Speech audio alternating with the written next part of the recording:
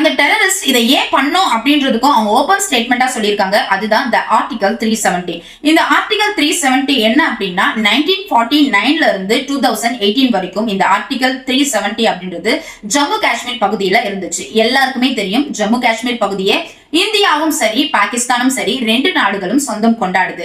அதனால இந்த ஆர்டிகல் 370 அப்படின்றது ஜம்மு காஷ்மீர்ல இருக்கிற மக்கள் தங்களுடைய சுதந்திரங்களை தங்களுக்கான அதிகாரங்களை அவங்களே தேர்ந்தெடுக்கலாம், தங்களுக்கான தலைவர்களையும் அவங்களே தேர்ந்தெடுக்கலாம். அதுல யாருமே இன்வால்வ் ஆக முடியாது.